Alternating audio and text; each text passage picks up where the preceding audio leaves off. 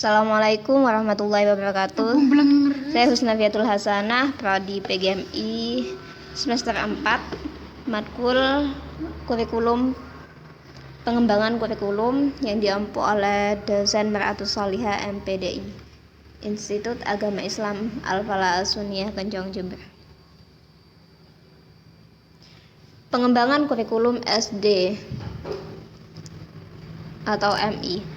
Konsep dasar kurikulum. Secara garis besar, kurikulum diartikan seperangkat materi pendidikan dan pengajaran yang diberikan kepada murid sesuai dengan tujuan pendidikan yang akan dicapai.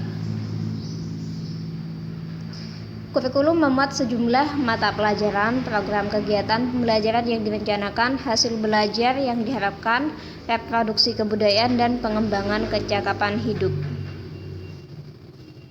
Adapun kedudukan kurikulum dalam pendidikan yaitu interaksi peserta didik dan guru akan lebih terarah apabila terdapat kurikulum di dalamnya. Kedudukan kurikulum dalam pendidikan adalah sebagai inti, yaitu berisi tujuan, isi, dan nilai.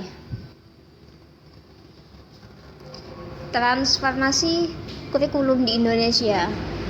Sejarah pendidikan Indonesia tentu saja memuat kurikulum di dalamnya, di mana dalam perjalanan selalu terjadi perubahan. Yang terakhir yaitu KTSP 2006 dan yang sekarang K13. Perubahan kurikulum tersebut merupakan konsekuensi logis dari terjadinya perubahan sistem politik, sosial, budaya, ekonomi, dan iptek dalam masyarakat berbangsa dan bernegara, dan juga merupakan sebuah kebutuhan dunia pendidikan. Adapun pola organisasi IPA di MI atau SD, hakikat pembelajaran sains. Kata sains merujuk pada ilmu pengetahuan secara umum, baik itu ilmu sosial, agama, psikologi, maupun ilmu pengetahuan alam. Tujuan mempelajari IPA yaitu memperoleh keyakinan terhadap kebesaran Tuhan yang Maha Esa berdasarkan keberadaan, keindahan, dan keteraturan alam ciptaannya. Mengembangkan pengetahuan dan pemahaman konsep-konsep IPA dan yang bermanfaat dan dapat diterapkan dalam kehidupan sehari-hari. Memperoleh bekal pengetahuan konsep dan keterampilan IPA sebagai dasar untuk melanjutkan pendidikan SMP. Dan masih banyak lagi manfaat lainnya.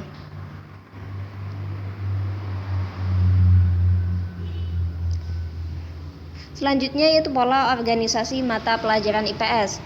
Hakikat IPS, ilmu pengetahuan sosial yang seringkali disebut sebagai social science. Pada dasarnya tidak mencakup ilmu-ilmu yang berbau sosial. Kajian pendidikan dan psikologi juga masuk dalam kategori ini. Kajian sosial yang merupakan dari kurikulum di sekolah dasar dan menengah yang bertujuan untuk membantu mendewasakan siswa supaya dapat mengembangkan pengetahuan, keterampilan, sikap, dan nilai-nilai dalam rangka berpartisipasi dalam masyarakat, negara, dan bahkan dunia.